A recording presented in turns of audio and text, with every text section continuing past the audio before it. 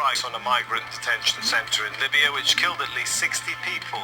It also says there are reports guards shot at fleeing migrants and refugees after the first attack. A boat carrying migrants has capsized in the Mediterranean near the Tunisian town of Zarzis. At least 82 people are feared missing. The Tunisian Red Crescent says 4 people survived, but 1 person died in hospital. Talks are set to resume between Sudan's protest groups and military junta on a transfer to a civilian-led government. They've agreed to release prisoners and restore internet services. South Korea is threatening to hit back against Japan for cutting exports of materials used to make smartphones and other high-tech gear. It's feared a long-running dispute over wartime forced labor is evolving into a trade fight. Rob McBride reports from Seoul.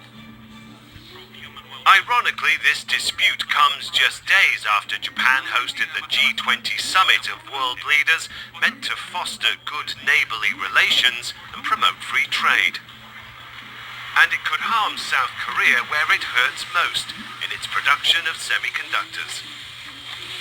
The restrictions mean it will be harder to export essential materials from Japan to Korean manufacturers. As one of the world's leading producers of chips, especially for use in smartphones, it could have a knock-on effect in other countries and industries. If the Japanese threat is materialized, that's a really big blow to the industry. And not only to the Korean industry, it will be disruption of the global value chain. South Korea has long been angered by what it sees as Japan's failure to take responsibility for atrocities committed during World War II. Japan maintains that the issue was settled when the 2 countries normalized diplomatic relations in 1965. But courts here recently ruled in favor of former workers used as slave labor by Japanese companies, ordering them to pay compensation. Japan denies this is in retaliation for that. This is not a countermeasure, but a review of operations from the point of view of appropriately implementing export controls for national security reasons. If citing national security as a reason for trade control sounds familiar, that's because it is. The administration of US President Donald Trump has often used the same excuse in its trade disputes with neighboring countries, and many people here believe Japan is resorting to tactics drawn straight from the Trumpian playbook. I think they copied from Trump. Of course, Trump's tactic makes Japanese choice much easier. So I think that's right, that they are using these economic measures.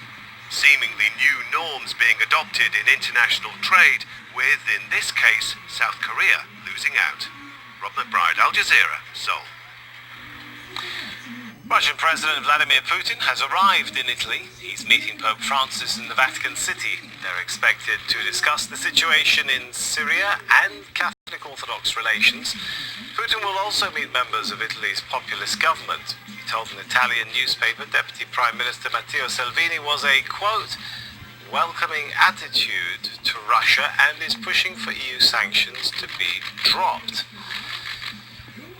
For more on Putin's visit, Jonah Hull joins us now live from Rome. So it's a bit unusual to see Putin on EU soil. Is this a sign of the changing political situation in Europe, especially with populism? Well, it's probably quite opportunist, really, on President Putin's behalf. He doesn't have many friends in the EU. Italy is certainly one of them. The populist government here is indeed welcoming to Putin, sympathetic to the Kremlin's concerns over things like NATO, NATO's eastward expansion, and, of course, sanctions that have been in place ever since 2014 and the annexation of Crimea. You mentioned Matteo Salvini there, the far-right leader. He's now the deputy president. He's spoken of his admiration for Putin. He's called the sanctions madness.